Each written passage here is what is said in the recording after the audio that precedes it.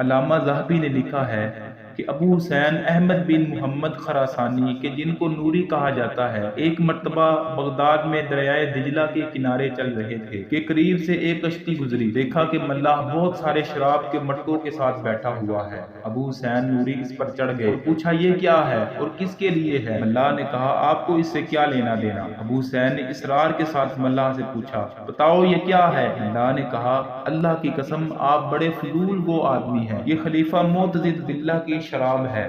ابو حسین کو بڑا سخت غصہ آیا، ہاتھ میں لاٹھی تھی، مٹکوں کو یکے بعد دیگرے توڑنا شروع کر دیا۔ ملاح اس دوران ان کو منع کرتا رہا مگر وہ کب باز آنے والے تھے۔ چنانچہ ملاح نے خوب چیخو پکار کی، لوگوں نے پولیس کو بلایا۔ اس دوران ایک مٹکے کے علاوہ سارے مٹکے ٹوٹ چکے تھے۔ پولیس نے ان کو پکڑا اور معتضد کے سامنے پیش کر دیا۔ خلیفہ معتضد نے پوچھا، تمہاری بربادی ہو، آخر تم کون ہو؟ جواب دیا، میں محتسب ہوں، یعنی امر بالمعروف اور نہی عن المنکر کا فریضہ انجام دینے والا ہوں۔ معتضد نے پوچھا، اس کام پر تمہیں کس نے متعین کیا ہے؟ کہنے لگے، اے امیر المؤمنین، جس ہستی نے آپ کو خلیفہ بنایا ہے اسی نے مجھے اس کام کا حکم دیا ہے۔ خلیفہ نے اپنے سر کو جھکایا اور بولا، یہ کام کرنے کی تمہیں جرت کیسے ہوئی اور تم نے یہ کیوں کیا؟ جواب میں کہنے لگے، تمہارے ساتھ محبت اور پیار کی وجہ سے کہ یہ تمہارے لیے نہایت غیر مفید، مکروہ اور نقصان دہ چیز ہے۔ خلیفہ نے اپنے سر کو جھکایا، ذرا سا سوچا اور کہا، اچھا بتاؤ، تم نے سارے مٹکے تو توڑ دیے،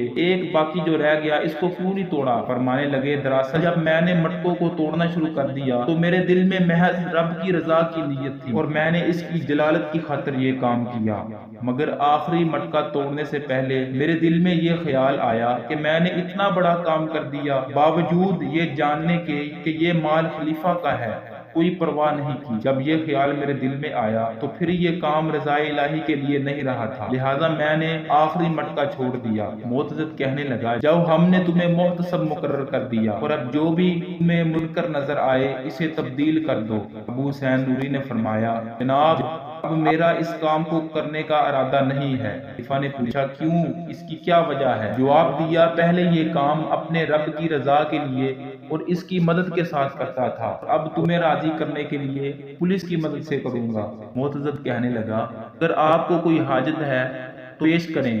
فرمانے لگے، مجھے اس دربار سے بغیر کسی ضرر کے نکلنے کی اجازت دے دیں اور میرے راستے میں تمہارا کوئی آدمی رکاوٹ نہ بنے۔ معتضد نے حکم جاری کیا کہ ان سے کوئی اعراض نہ کیا جائے۔